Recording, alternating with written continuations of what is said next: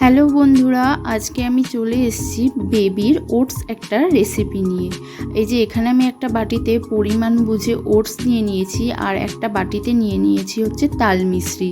চিনিটা আমি দেই না, কারণ চিনি দেওয়ার বেবিদের চিনিটা যত না দেবো ততটাই ভালো, তার জন্য তাল মিছরি নিয়ে নিয়েছি। আর এখানে এই যে আমি নিয়ে নিয়েছি হচ্ছে কাউ মিল্ক, আর এই যে এই দুধটা ভালো করে গরম হচ্ছে। এবার আমি এর মধ্যে ওটসটা দিয়ে দেব।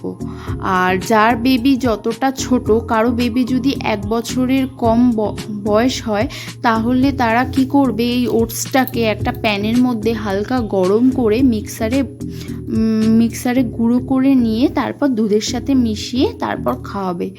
আর আমার বেবি যেহেতু অনেকটাই বড় হয়ে গেছে, তাই আমি এখানে এই যে এটা না গুঁড়ো করে, মিক্সিতে না গুঁড়ো করেই আমি এখানে খাওয়াচ্ছি।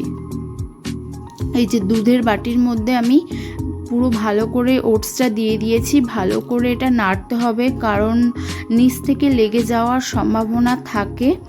আর আমি এই যে হাতাটা দিয়ে একটু ভালো করে ম্যাশের মতো করে নেব, যাতে আস্তে আস্তে যাতে একটু কমই থাকে, কারণ আমার বেবি না হলে খেতে চায় না, ছোট তো এখনই। এই যে এখানে ভালো করে আমি ম্যাশ করে নিচ্ছি।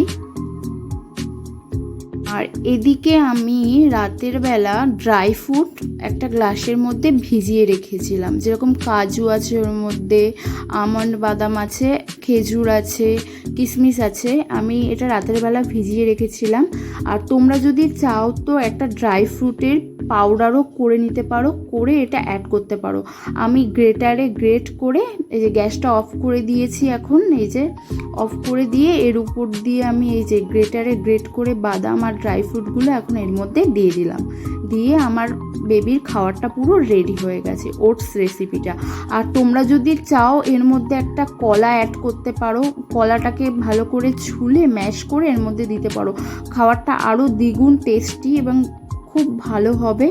আমার ঘরে নেই, আমি তাই দিলাম না। আর এই যে এখন আমি আমার বেবিকে খাবারটা খাওয়াবো। এই যে ও তো এখন খেতে চাই না, ও কোনো খাবারই ঠিকঠাকভাবে খেতে চায় না। ওকে একটু আস্তে ধীরে ভুলিয়ে ভালিয়ে বাচ্চাদেরকে খাওয়াতে হয়। আমি মনে করি বাচ্চাদেরকে জোর জবরদস্তি না করে আস্তে ধীরে বুঝিয়ে বাঝিয়ে খাওয়ানো ভালো, কিন্তু এই জিনিসটা আমার মধ্যে তো হয়ই না, এক এক সময় তো ধৈর্যই থাকে না। ঠিক আছে, তোমাদের যদি ভালো লাগে অবশ্যই এই রেসিপিটা তোমরা ট্রাই করতে পারো বাচ্চাদের জন্য। আর বাচ্চাদেরকে এইভাবে ওটসটা বানিয়ে খাওয়াতে পারো, তোমার বাচ্চার হেলথ এবং প্রোটিন সব কিছুই ভালো থাকবে। আর এইভাবে তোমরা এই রেসিপিটা ট্রাই করে বেবিদেরকে দিতে পারো, কোনো রকম অসুবিধা হবে না। আর এখানেই আজকের মতো আমি ব্লগটা শেষ করছি। তোমাদের যদি ভালো লাগে অবশ্যই লাইক, কমেন্ট, শেয়ার অবশ্যই করো। আবারও দেখা হবে নেক্সট একটা ব্লগে। সবাই ভালো থেকো, সুস্থ থেকো, টাটা, বাই বাই।